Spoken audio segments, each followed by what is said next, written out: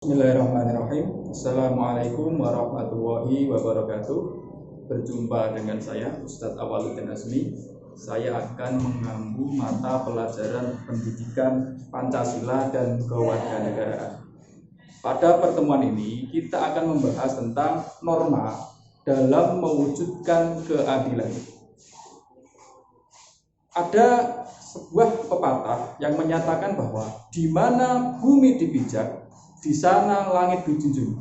Ada yang tahu maknanya? Maknanya adalah pepatah tersebut menggambarkan dengan tepat kewajiban kita untuk mentaati segala aturan atau hukum yang hidup dalam masyarakat.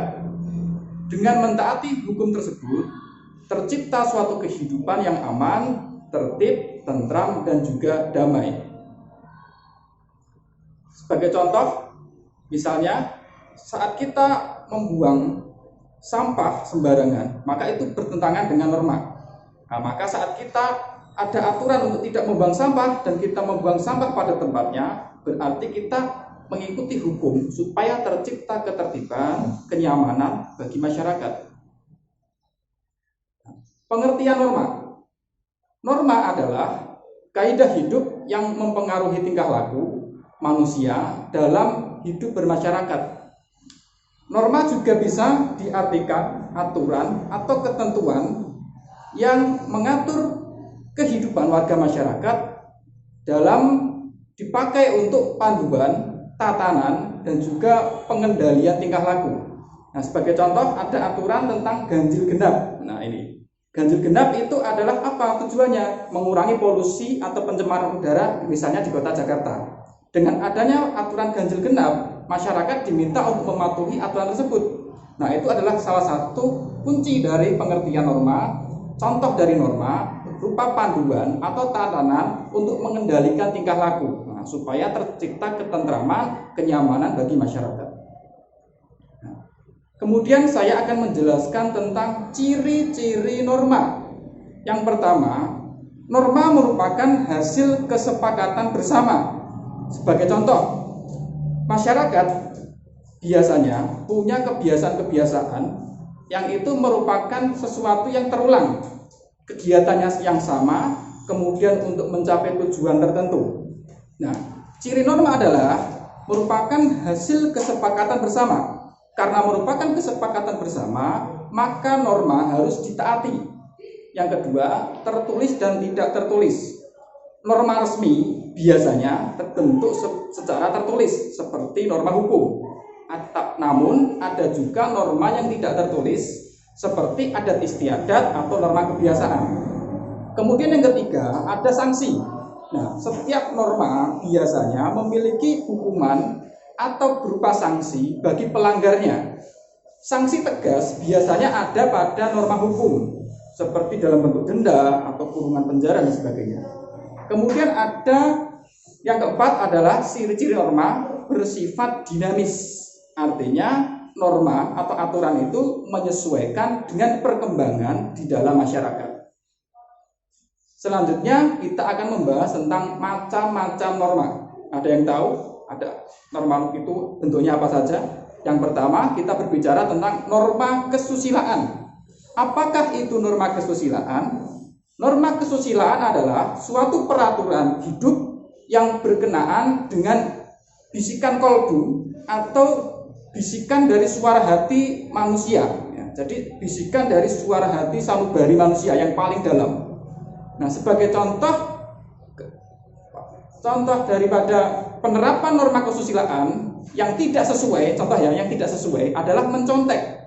Nah, pasti kita tentu menghindari hal-hal semacam ini. Saat ada ulangan, ketika kita tidak sempat belajar, nah kita menyempatkan untuk menyontek. Padahal mencontek itu adalah perbuatan terlarang secara norma kesusilaan. Nah, apa yang akan menimbulkan sanksi daripada norma itu, yaitu berupa penyesalan. Karena dalam hal ini ditekankan sikap kejujuran dalam konsep norma kesusilaan. Saat kita mencontek, nah kita biasa-biasa saja. Tapi setelah semakin lama, perasaan itu menjadi rasa penyesalan. Mengapa saya tidak bersikap jujur saja dengan tidak mencontek? Nah, ini jangan dicontoh. Ini salah satu bentuk pelanggaran dari norma kesusilaan. Yang kedua adalah norma kesopanan. Apa itu norma kesopanan? Norma kesopanan adalah norma yang berhubungan dengan pergaulan hidup manusia pada kehidupan sehari-hari. Norma ini bersumber dari tata kehidupan dan juga budaya dalam kehidupan di masyarakat. Sebagai contoh, adab seorang anak terhadap orang tua apa? Misalnya berjabat tangan dengan mencium tangan orang tua kita. Nah, itu salah satu norma kesopanan. Contoh yang lain, saat kalian bertamu mengetuk pintu, nah itu disertai dengan apa? Membaca salam. Nah, itu adalah salah satu contoh norma kesopanan. Apabila kita melanggar norma kesopanan, maka akan ada sanksi. Berupa apa? Kita tidak disenangi oleh masyarakat, atau mungkin kita dicemooh oleh orang lain karena kita dianggap tidak sopan. Selanjutnya, yang ketiga adalah norma agama. Norma agama adalah kaidah atau aturan yang berasal dari wahyu Tuhan. Sebagai contoh, umat Islam, sumber aturannya, sumber normalnya berasal dari Al-Quran dan As-Sunnah. Misalnya umat Kristen, sumber aturannya berasal dari Alkitab atau kitab Injil. Misalnya umat Hindu, sumber normanya berasal dari kitab Weda. Umat Buddha misalnya, sumber normalnya berasal dari kitab Tripitaka dan seterusnya. Nah, gambar yang Anda lihat ini adalah kegiatan beribadah selaku umat beragama sebagai suatu kewajiban norma yang harus dijalankan oleh umat beragama. Nah, norma ini tidak akan berlaku bagi siapa? Mereka yang ateis, yang tidak percaya kepada adanya Tuhan.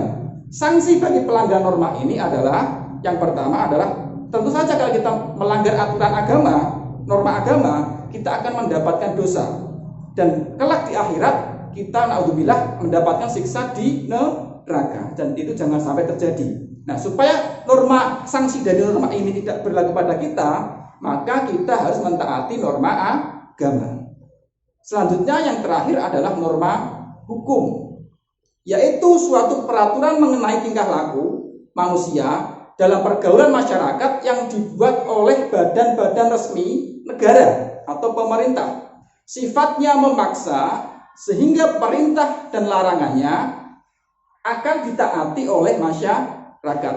Nah, sebagai contoh ada gambar yang Anda lihat tadi di sini, ada pengendara motor yang itu terkena tilang oleh polisi. Mengapa? Nah, karena mungkin tidak melengkapi surat-suratnya, seperti surat izin mengemudi atau SIM, seperti tidak melengkapi STNK.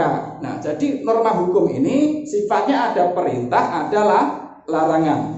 Bagi yang melanggar norma hukum akan terkena apa? Sanksi yang sangat tegas berupa denda atau mungkin bisa kurungan penjara. Baik. Sekian yang bisa Ustadz sampaikan, kurang lebihnya Ustadz mohon maaf. Mari kita akhiri dengan membaca hamdalah. Alhamdulillahirabbil alamin. Subhanakallahumma wa bihamdika asyhadu an la ilaha illa anta astaghfiruka wa atubu ilaik.